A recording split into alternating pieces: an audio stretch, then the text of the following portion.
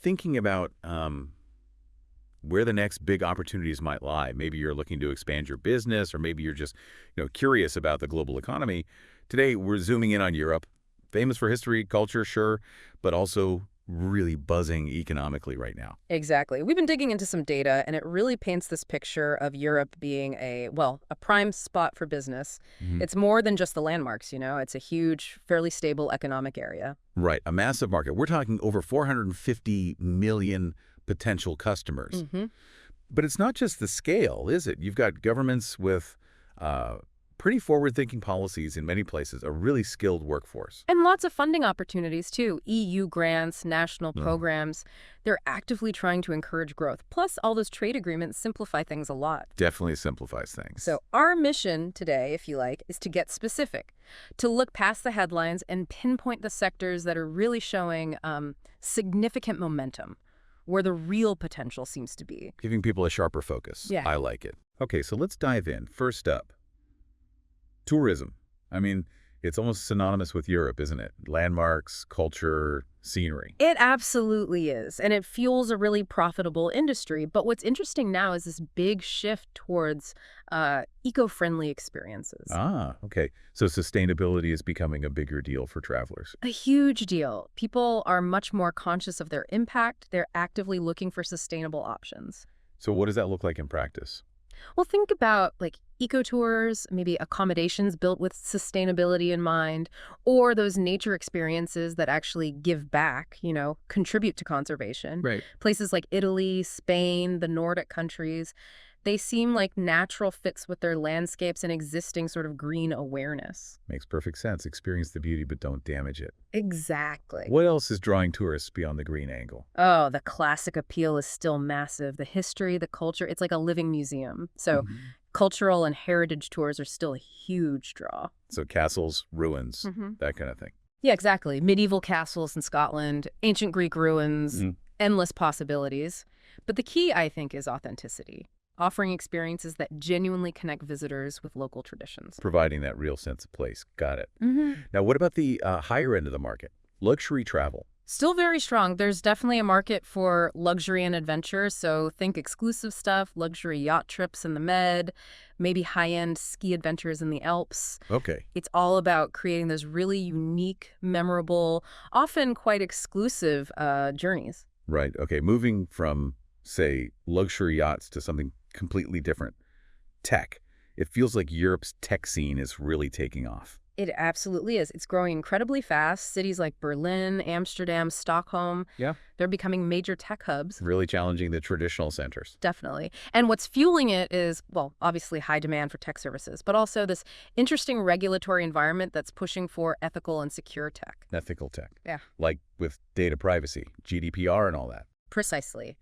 GDPR, while maybe a headache for some initially, is actually becoming a selling point. Companies that show they're serious about data privacy.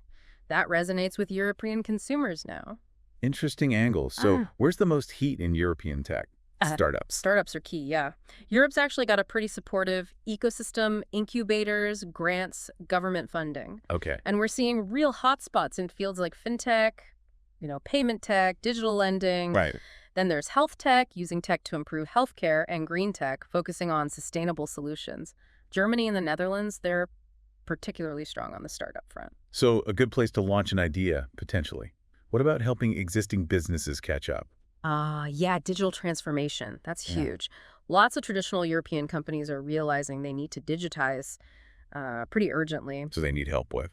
Things like moving to the cloud, managing their data better, and definitely cybersecurity. That's a big one. We're seeing lots of demand for those kinds of services in places like France, Spain, Italy especially. Cybersecurity, always crucial. Okay, and what about the really cutting-edge stuff? AI machine learning. Europe's definitely active there, but with maybe a more cautious approach. There's a big emphasis on the ethical side of AI, on data privacy again. So responsible AI development. Exactly. Which creates its own opportunities, right? We're seeing AI and ML being used in logistics and healthcare, lots of different areas, and everyone expects that to just keep growing. Okay, fascinating. Let's switch tracks now to moving actual stuff around. The import-export business. Europe's location seems ideal for that. It really is. Central location, fantastic infrastructure ports, rail, roads, and obviously access to that huge internal market. And the EU single market helps too, I assume? Oh, massively. For countries within the EU, it basically removes borders for trade.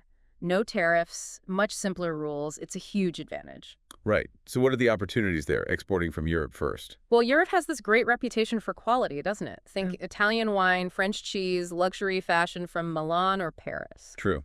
The Made in Europe label carries weight. It does. So if you can tap into that, exporting those kinds of high-quality goods to places like North America or Asia, where there's demand and maybe existing connections, that can be very profitable. Makes sense.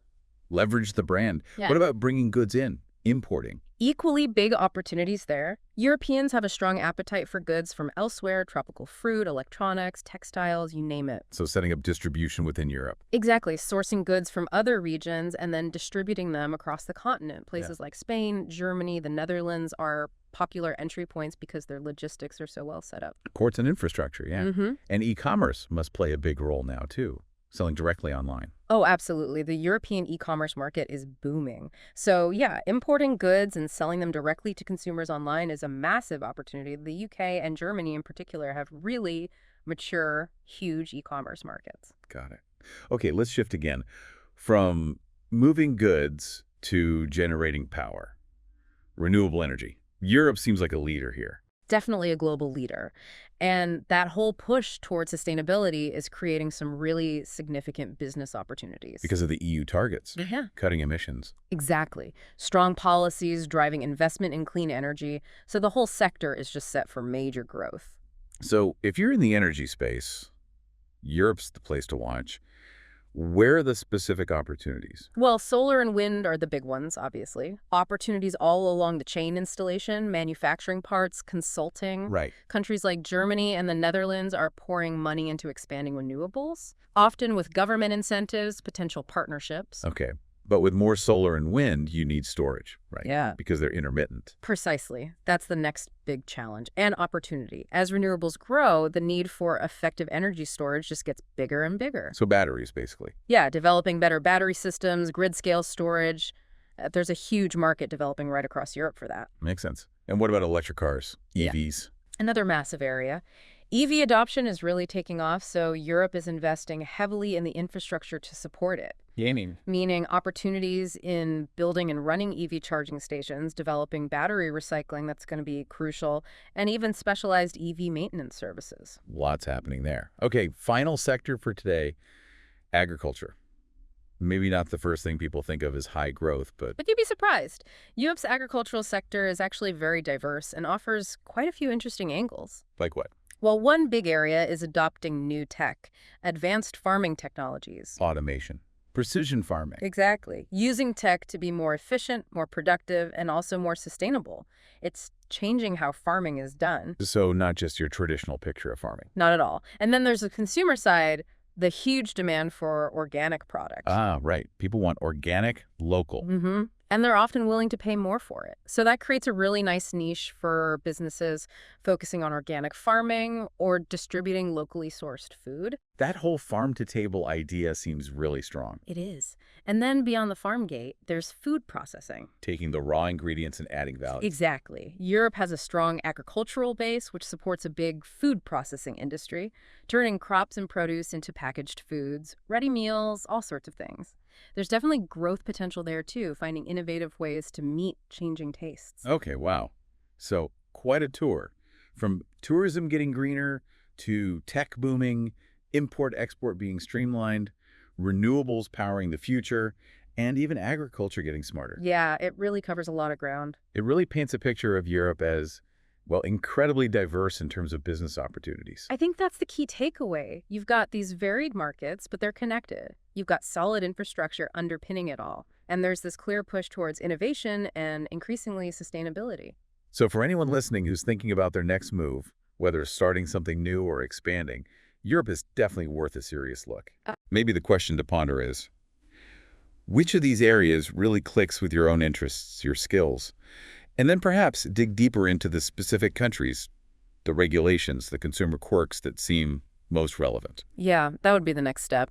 Because Europe isn't just one market, is it? Not at all.